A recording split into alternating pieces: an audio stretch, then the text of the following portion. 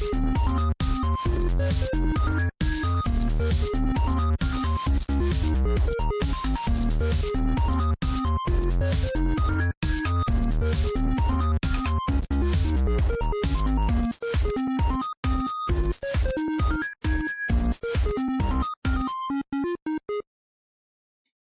everyone. Happy Tuesday. I'm Jeremy, I'm Alan.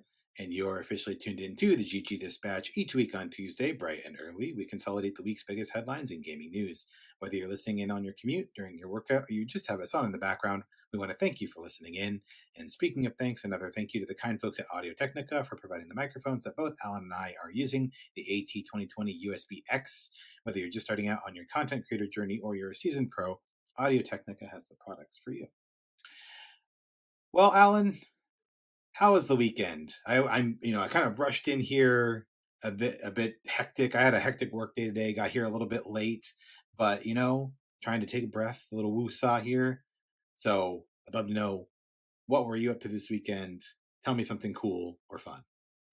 So I've been playing catch up on the MCU. I'm really far behind. Like I think the last MCU related movie I saw was Spider-Man No Way Home, like the most recent Spider-Man movie. Okay.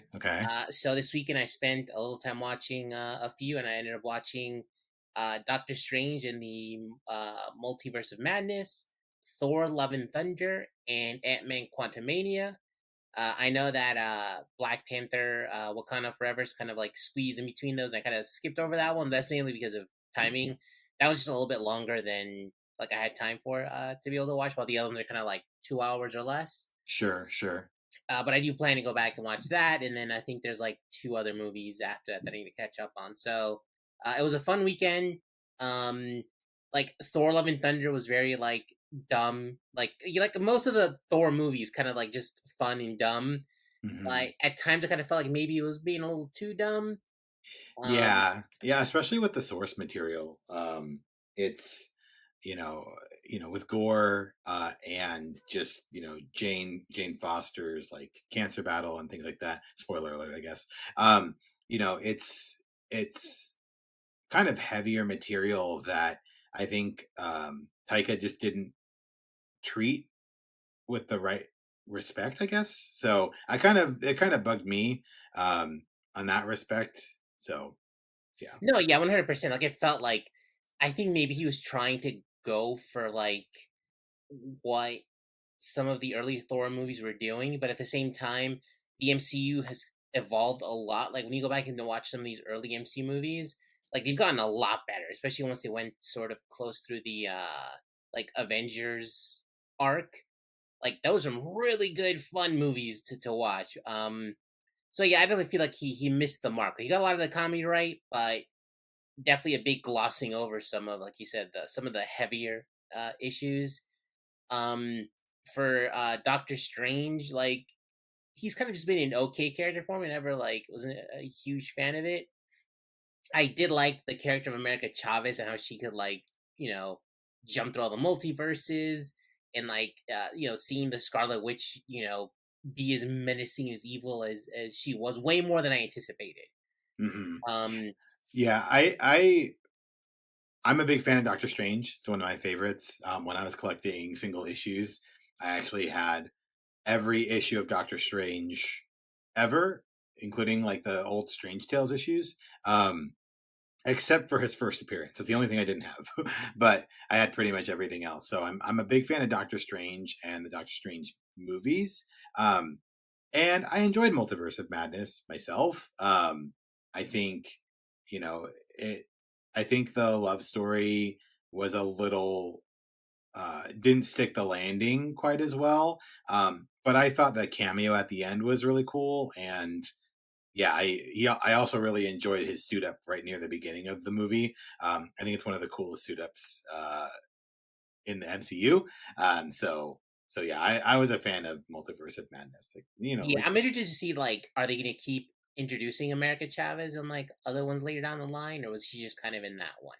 Yeah, I think she's going to be in Young Avengers. Okay. If they bring around Young Avengers, I think it'll be her. I think it'll be Kate from Hawkeye, and you're going to talk about Ant-Man, but like Cassie as well. So I think that there are a handful of characters that could make up the Young Avengers if they wanted to bring that around. So Yeah, and actually earlier today I saw Ant-Man Quantumania. That one was, I don't know, like it felt a bit odd.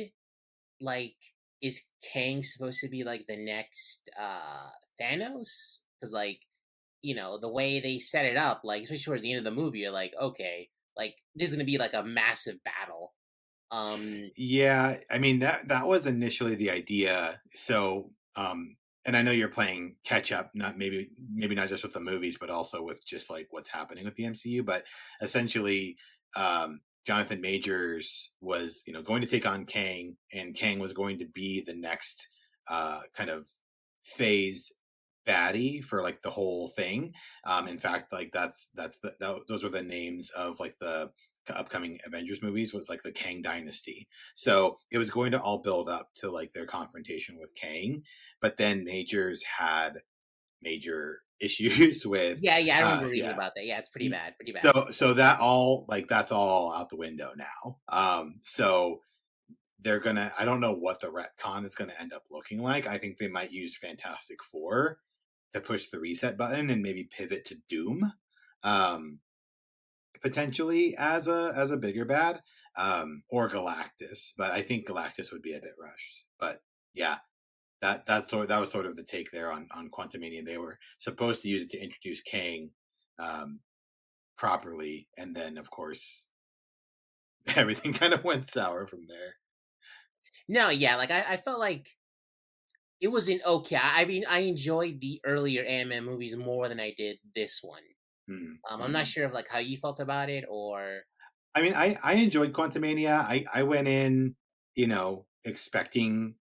I think Ant Man has its own unique place within the MCU as, in terms of your expectations, right? Like you're going in to kind of just, I guess you go into like every MCU movie hoping to have a good time, but like with Paul Rudd and his character, you just sort of expect to not take it quite as seriously, and so I went in with that expectation, and overall, I was pretty. I don't want to say impressed, but I was satisfied. So I enjoyed it a lot. I thought was it Kurt Douglas did a great job. Um, so yeah, I had a great time with the movie, um, and yeah, I liked it. yeah. So for now, I think I have 3 movies, and I'm like officially caught up. Do they Yeah. have what's coming out this year for MCU wise? Um, what is coming out this year for the MCU? That's a good question. I don't remember. I think Fantastic Four is the next MCU property, and it's next year. Um, Okay, okay, so a little bit of a break then. I know they did Echo, which was a series, so that came out I think not too long ago. Yeah, I mean, I Um, mostly like refer to like movie wise, like yeah, and the series. I move, kind of like, yeah, you know. and I think the movie is Fantastic Four, and I know Blade is also in the works. That's been in development hell for a long time too. So yeah, but I think Fantastic Four is the next kind of big thing, and so folks are expecting either at D23 or at Comic Con this year to see get a lot more of a look at that because we have the cast now officially. Um, so yeah, that's Okay. next. All right. Um, well, in terms of what I did over the weekend, I had a lot of social engagement, so I was kind of a social butterfly this weekend. I Friday night I went and saw Fall Guy, which was a blast. I had such a great time with that movie with Ryan Gosling and Emily Blunt. It's sort of a love letter to stuntmen. It's got a lot of really fun action in it. Really great kind of natural comedy. I think Gosling has great comedic timing, and Emily Blunt's great too. Um, Unfortunately, it didn't do too well in the theaters, and it's resulted in a lot of discourse online in terms of streaming killing the movie industry and things like that. Um, you can definitely kind of post up on any angle of the argument here. I think some people will say that it was marketed too much. It was spent too much on marketing for its budget because I think they ended up spending like 130 million on it. and it only made like 65 in its opening weekend or so. I would Um, not expect that kind of price tag from a movie like that. right, right, and that's one of the conversations that's happening. It's like, okay, did it really need to have that high of a budget, or should it have been closer to like a 50 to 75? In which case, 65 million would be great, right? Um, so yeah, there's that element. There's, oh, if you're going to release a movie to streaming after 14 or 21 days, what's the point anyway? Um, et cetera, et cetera. So I put it out there on Twitter. Like, I think folks should go enjoy it on the big screen. I had a great time with it. It's a great date night flick. It's got great comedy, action, a little bit of romance. So yeah, saw that on Friday, and then Saturday was Free Comic Book Day. So I partook in Free Comic Book Day with my buddy Lance from Comic Book Keepers, aka Rogue Symbio. We went over to Southern California Comics, picked up some free comic books, scored some great deals. We like to go to a local, like, a used bookstore called Book Off, and we both found like a hardcover omnibus of different comics for $7. Um, my buddy found one that normally sells for like $100 on eBay for $7. I found one that usually sells for like 35 or 40 for $7. Oh, Um, nice. yeah, so we found some great deals, and then I did some read some of those comics when I got home, which was great. And then Sunday, hung out with a fam. Did a little park day, a little picnic in the park, and then my older nephew came over and hung out. We played some board games with some Flux. We played a game called Blank Slate, and then we played some Overcooked and Vampire Survivors. So just kind of hung out with him, and then before I knew it, it was Sunday night, and had the Monday scaries, Sunday scaries, whatever you call them, because the weekend just came and went super quick. So that's what I was up to. But enough about that. Enough about me. Enough about you. Time to talk about some video game news. We've got 5 stories today, starting with Helldivers 2 PSN linking debacle. This is from Polygon's Nicole Carpenter. Article is titled "Sony Revokes Widely Despised Helldivers 2 PSN Linking Policy." The announcement comes after players flooded Steam with more than 200,000 negative reviews. In the days since Sony Interactive Entertainment announced an unpopular Helldivers 2 and PlayStation linking policy, players have been flooding the game's Steam page with negative reviews. By Sunday, more than 200,000 of Helldivers 2's 266,000 reviews on Steam were negative, filed in the aftermath of the disastrous announcement. But the review bombing worked. Sony heard Helldivers 2 players and announced Monday that it's no longer requiring Steam players to link a PlayStation Network account. Helldivers fans, we've heard your feedback on the Helldivers 2 account linking update. They wrote on their Twitter account, the May 6th update, which would have required Steam and PlayStation Network account linking for new players and for current players beginning May 30th, will not be moving forward. Helldivers 2 game director and Arrowhead Game Studios Johan Pilstedt added that he's impressed by the willpower of the Helldivers 2 community. Over the weekend, Pilstedt, who's known for his transparency on social media, had been updating players via X or via Twitter that Sony was in active conversation with Arrowhead over the policy, but that he didn't have a final say. The newly enforced policy was meant to begin with a May 6th update, forcing all new Helldivers players to have and connect a PlayStation Network account to their Steam account. Current Helldivers 2 players had until May 30th to sign up for an account and link it. If they did not do so, they'd be unable to log into the server. And the community was immediately furious. Not only was the policy change sprung on them after they purchased the game, players had some legitimate concerns over creating PlayStation Network accounts. Some of them pointed to a string of data breaches as to why they were unwilling to make an account. Others who were happily playing a game they purchased until recently would soon be unable to access it due to Sony's regional restrictions, because there are over 150 countries where players are unable to create a legitimate PSN account. Finally, Valve, which owns Steam, began issuing at least some refunds to Helldivers 2 players ahead of Sony's Monday morning announcement. Because of the change, however, they can now happily return to restoring democracy and perhaps adjusting their negative reviews. Goodness, this was a whole freaking mess. Dude, I'm like, this whole situation was just so weird to watch unfold, from the absolute vitriol that PC gamers had about like making this account and linking it Yeah. because like it's already a thing for so many games. Like, and I get that for people who are in territories where it's not available, yeah, be super pissed.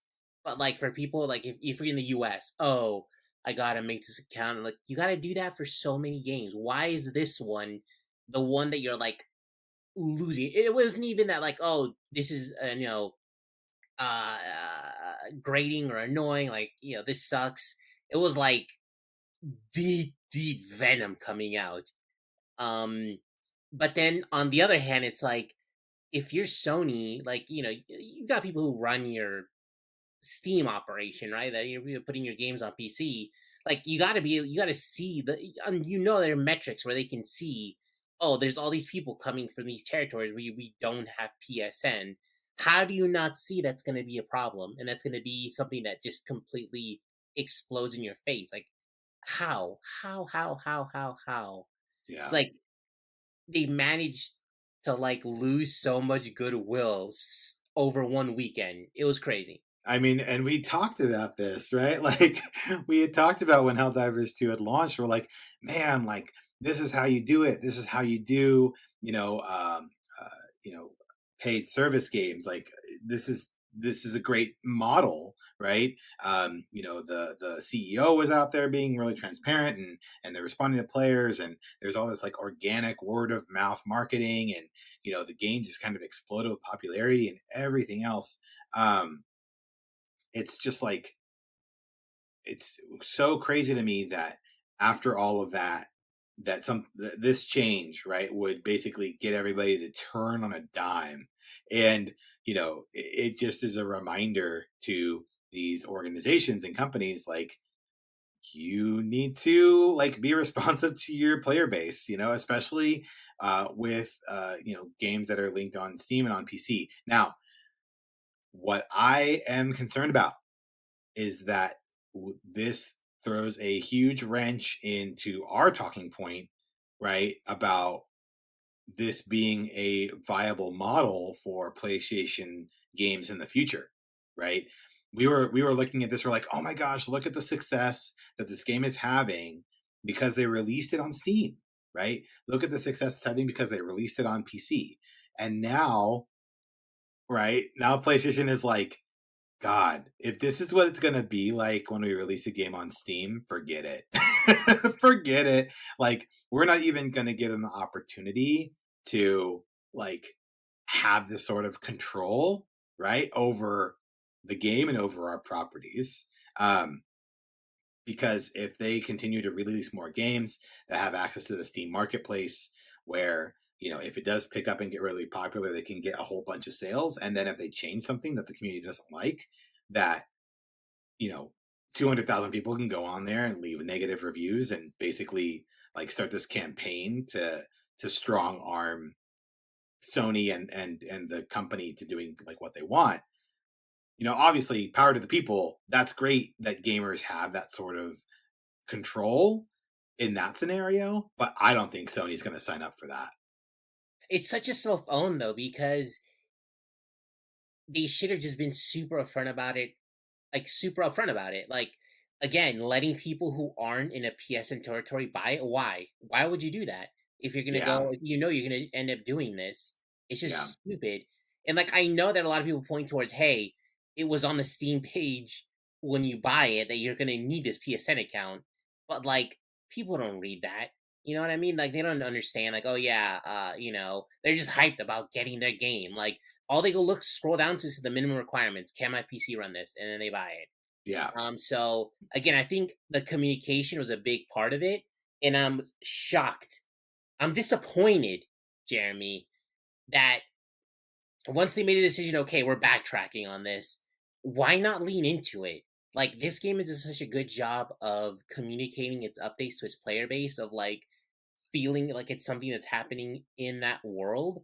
Like if I were them, I would have been like, "Yo, the bots they got into our comp system. They put out this communication that says that you need to do this, account thing, and it was just a ploy to try to like fracture our forces. yeah, Thank you for yeah, fighting back and fighting for democracy and liberty. Like that was such a missed opportunity." yeah, yeah.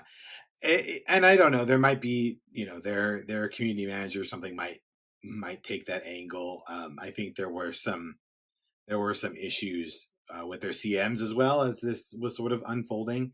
And again, Arrowhead has has had very little to do with the implementation of the policy, right? I think the fact that they did let people basically buy the game and say, "Oh, you don't need a PSN link right now, but you will eventually," and like essentially knowing that as soon as they activated that linking strategy, it was going to render those purchases useless. Like what they should have done, like from the beginning, in the regions that don't have PSN support, they should have been like, sign in with your PSN today. Like any regions that didn't have PSN support, they should have said, this is a blocker now. So, basically they could have had the chance then to, refund or do whatever, instead of letting them buy, letting them spend money, letting them get into the game and invest in the narrative, and then all of a sudden pulling the plug. So just craziness, absolute The craziness. interesting part was that I saw an article on Polygon, I think it was, where like it was a really interesting sort of like insight in that the way the game communicates with its player base kind of got them prepared to rally themselves to fight against this change.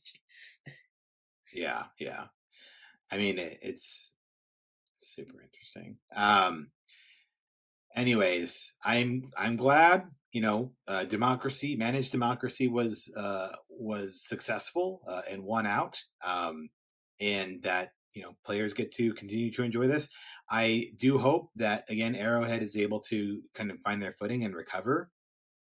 This is a big L for Sony on the whole, and yeah. But I hope that I think the company deserves to be able to get back into the good graces with their players, and so yeah, hopefully there's some grace there.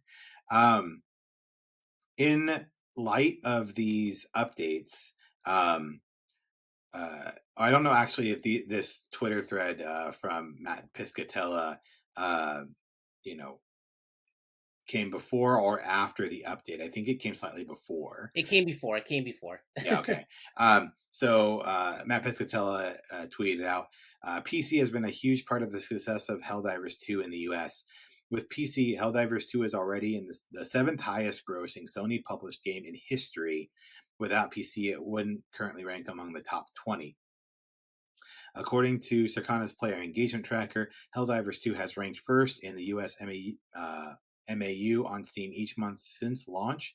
Launching Helldivers 2 on both PlayStation and PC has been nothing short of a massive, resounding success. Um, and then also he followed up by saying, just because I'm highlighting the success of the PC SKU here doesn't mean I'm saying the PlayStation SKU was also not successful, FYI.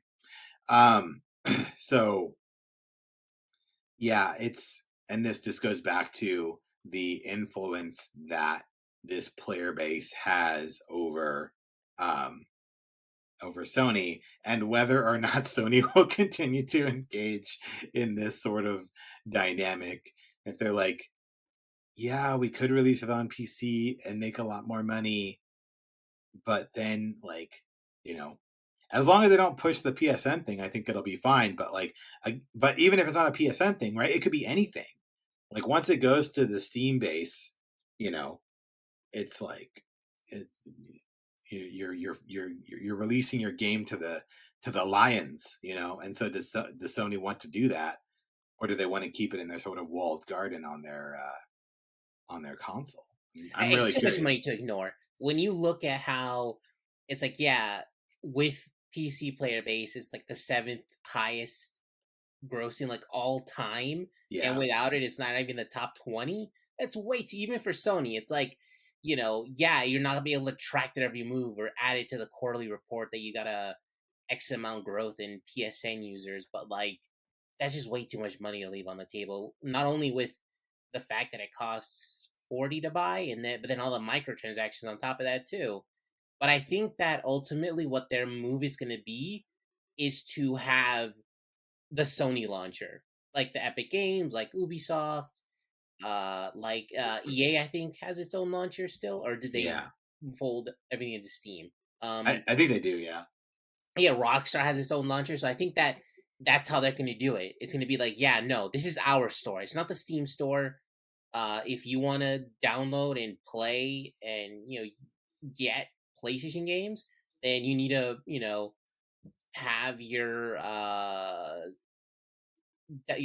installer store slash launcher slash whatever that we make, and you make an account obviously because you need one to buy stuff, and that'll just count as like a PSN account that they can then put into the quarterly reports and obviously track what you're playing and all that other stuff. So yeah, for sure. Um, anyway, we'll see how it impacts Sony's strategy moving forward, if it does at all. I'm with you there. I mean, there's a lot of money to be made, and ultimately, money talks. So I think Sony will just end up, potentially just adjusting their strategy and releasing to PC, making sure they've got all their ducks in a row and are being painfully transparent as needed to make sure that this doesn't happen again, because it almost single-handedly derailed. And time will tell, honestly, if it succeeded in derailing the biggest hit that they've had on the PlayStation this year. I mean, So, hey, Xbox is right there. If you want to gain back some of what you lost, yeah, bring sure. it over to Xbox's console. They're not going to be screaming about any PSN accounts. That's right. Oh, all right. So that was story 1 and 2, the Piscatella Twitter thread we were just kind of talking about. That was the second story there. Story number 3: Shadow of the Erdtree will be Elden Ring's only DLC. This is from Ryan Dinsdale at IGN. From Software boss Hidetaka Miyazaki has confirmed that Shadow of the Erdtree will be the only expansion released for the beloved role-playing game Elden Ring. As reported by Games Radar, Miyazaki told Chinese publication Jihu that unlike previous From Software titles such as Dark Souls 3, the developer plans to release just one chunk of downloadable content for Elden Ring due to the nature of its open world. Shadow of the Erdtree is the first and last DLC, and we have no plans to add more content to Elden Ring, Miyazaki said via machine translation. Elden Ring emphasizes exploration and adventure in a big world. In order to provide such an experience, a vast and huge city is inevitably needed. Therefore, instead of splitting it into several parts, it was better to simply make one big expansion. If they were sold separately, the freedom of exploration and sense of adventure would be reduced. Shadow of the Erdtree, which launches June 21st, 2024, may not be fans' final taste of the Lands Between, however, as Miyazaki didn't shut down the possibility of a full sequel. When asked about the future of the franchise, he commented that From Software deliberately leaves the end of its games open to potential sequels, and it seems Elden Ring will be no exception. Miyazaki suggested in March 2024 that From Software hadn't made a decision on a sequel yet, but similarly spoke to a desire to keep its options open. We don't want to say this is the end of the Elden Ring saga for now. So, yeah, I mean, this game sold 23 million units as of February of this year. I did not realize that. That's ridiculous. So many sales. Jesus. And yeah, I mean, I can definitely align with Hidetaka's or Miyazaki's strategy here. I think it's great to be kind of upfront with your players, like, hey, we got this huge DLC coming, but it's the only one we've got planned. You can really look forward to it. They can really put their all into that DLC instead of sort of making it more patchwork or kind of more segmented. So, um, yeah, I mean, I'm super excited to see how this DLC expands on an already expansive and awesome world, and adds a bit more juicy nuggets to the lore of that world and everything else. So, And so you mentioned that they had like 23 million copies sold. yeah, So it seems like the game's probably already like tapped out the amount of people that actually buy it. Do you think this maybe comes to Game Pass as a way to like get more people who would like saw streams but like maybe aren't sure if it's quite their cup of tea? as a way to kind of like increase the amount of people you can sell DLC to? I don't think it's going to come to Game Pass before the DLC comes out. I think the DLC will come out. I mean, some of those sales that, like the swelling of those sales back in February, were the result of people knowing that the DLC was coming as well. And I think probably, in the aftermath of the announcement too, like, you know, there have probably been additional sales since then. So I think we'll see, we'll have it come out. Folks will like really like kind of sink their teeth into it and finish it up probably, over the next couple of months after June. And then maybe the following year, it'll come to Game Pass. Like the sort of strategy that we talked about before, where it's like if the game is starting to lose some of that momentum, then it would be a good opportunity to potentially come to Game Pass to a new group of players, and then kind of re-spark that. So I could see that happening. I don't think it comes to Game Pass before the DLC though. Okay. Yeah, yeah. So yeah, I'm super excited. I took the day off like I did when Rebirth came out. So I'm getting ready to spin my character back up again and delve back into the lands between, sometime in between all of my other backlog of things that I need to do and TV shows I need to watch.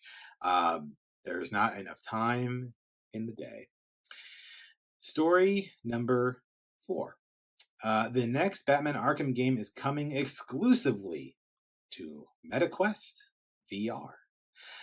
This is from Ash Parrish at The Verge. On May 1st, it was announced that the next entry in the iconic Batman Arkham series would be Batman Arkham Shadow, a VR game that's exclusive to the MetaQuest 3. Iron Man VR developer Camouflage, and Oculus Studios are developing the game, which is set to release later this year. Meta didn't share much about the game itself, giving us a short trailer featuring Batman's POV as he swoops over the grimy, rain-slicked streets of Gotham. Though light on the actual gameplay features, the trailer suggests a big part of the game will likely include a lot of those glide-through Gotham traversal sections that made Batman Arkham City so damned cool.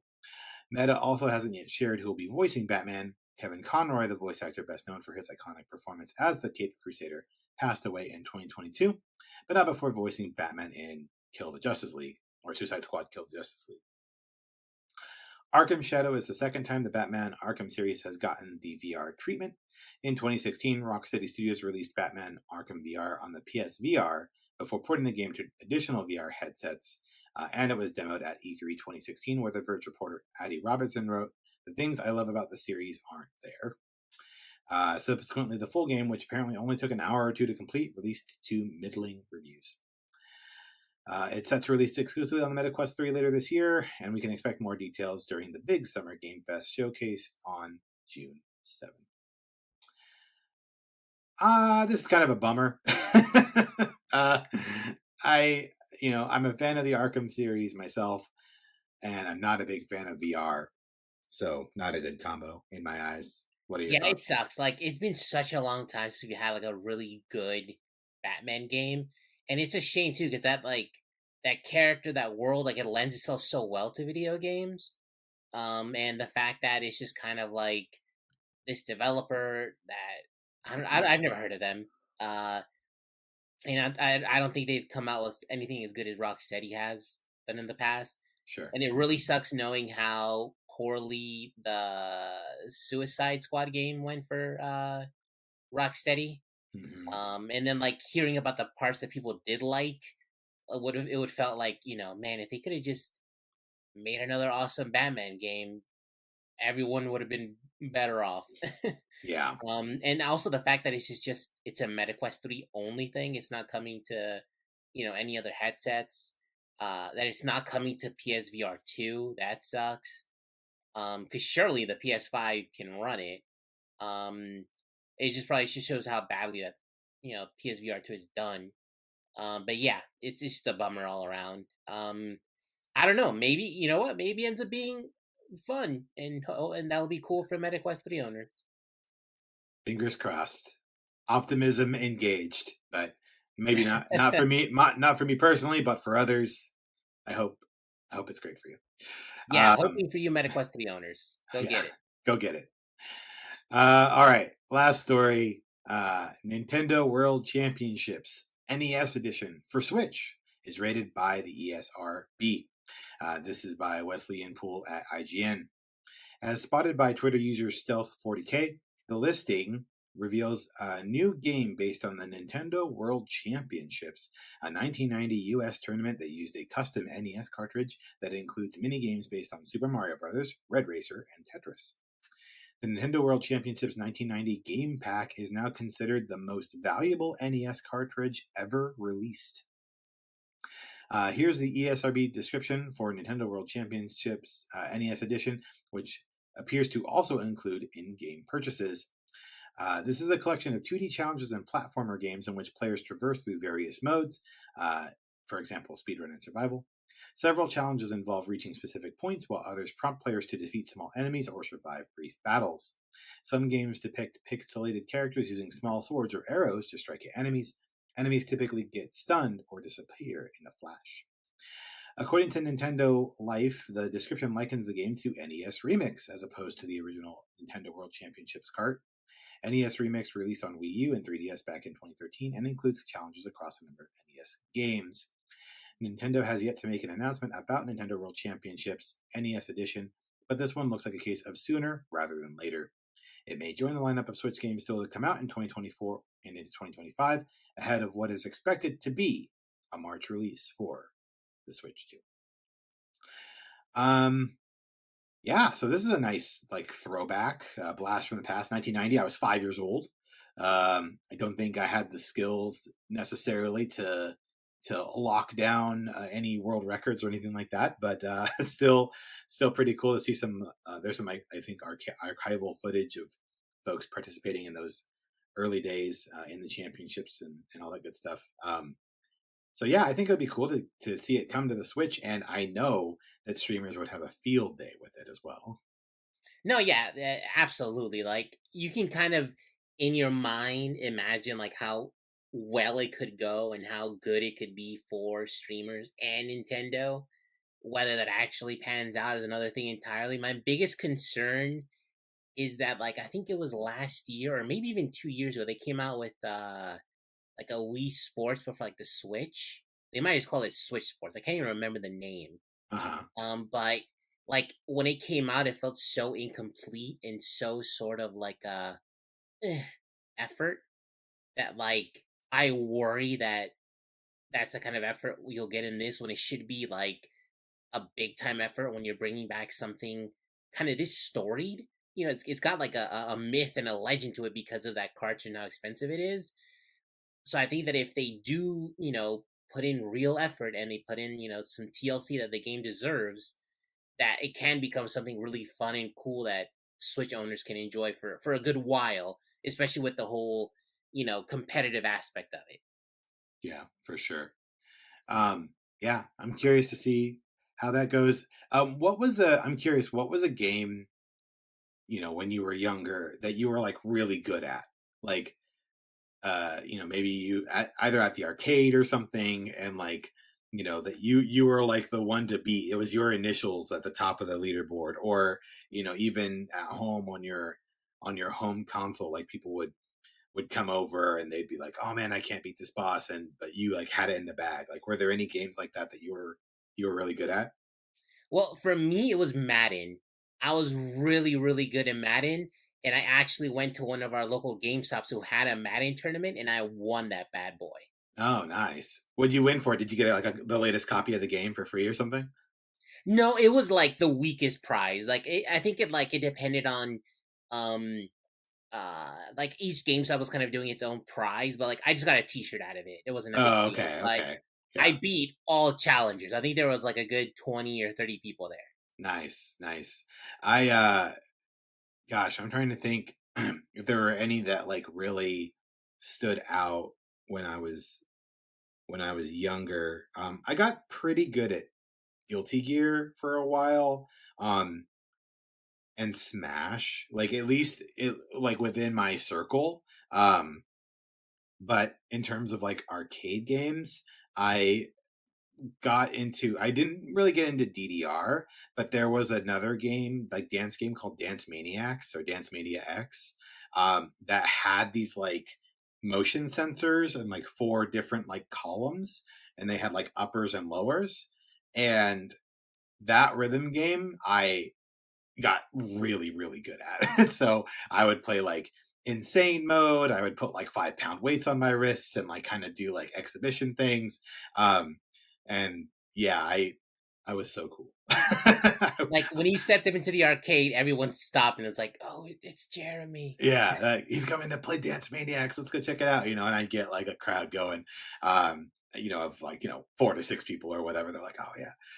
And then I remember I would go to a local anime convention called Fanime, and they would actually bring that machine that I used to play. It was at the Nickel Arcade where I would go and play this, and they would bring that same machine into the arcade they would set up in like the gaming hall.